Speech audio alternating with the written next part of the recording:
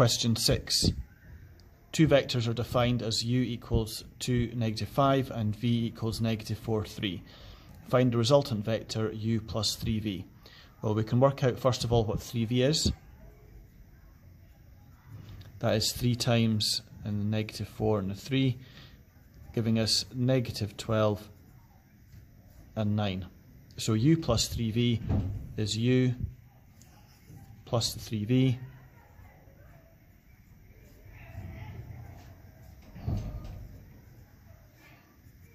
so 2 plus -12, that's 2 take away 12, -10, -5 plus 9 is 4.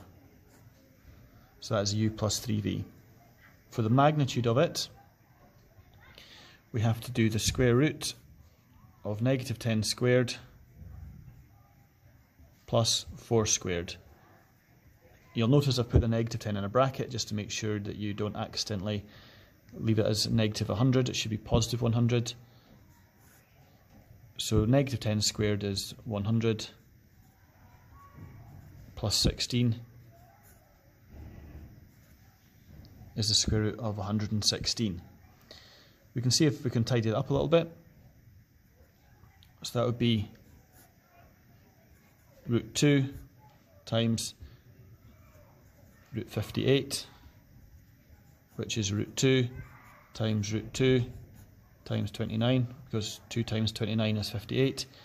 The root 2 times the root 2 just gives us 2 root 29. We can't tidy up the 29 anymore, it's a prime number, we can't break it down, so we're going to leave it as a third, so it's going to be 2 root 29 our answer. Number 7. Part of the graph of y equals cos bx is shown in the diagram. State the value of b. We can see the period of the graph is 120, which means if the graph was to continue all the way to 360, it would repeat itself 3 times, which tells us there has to be a 3 here. So b is equal to 3. Number 8.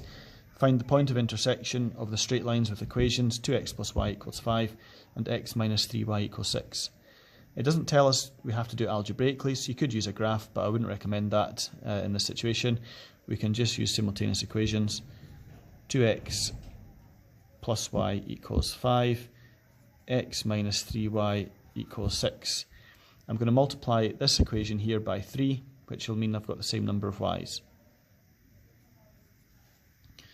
So I'll have 6x plus 3y equals 15, and I'm not doing anything to the second equation. Now I'm going to add the two equations, because if I add 3y and -3y, it's going to give us no y's. So I'm adding them together. So 6x and x is 7x. These are cancelling out.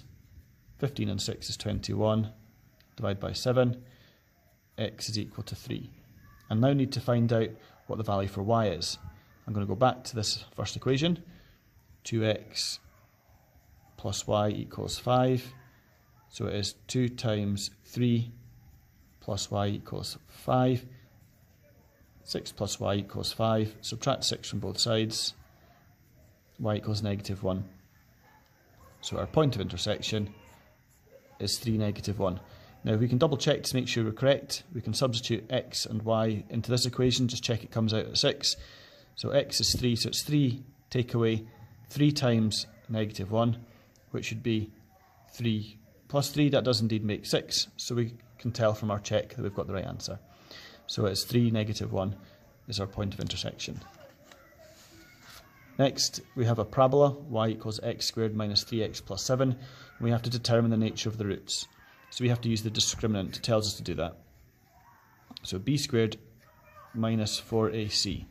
Well, we can see a is 1, b is -3, and c is 7.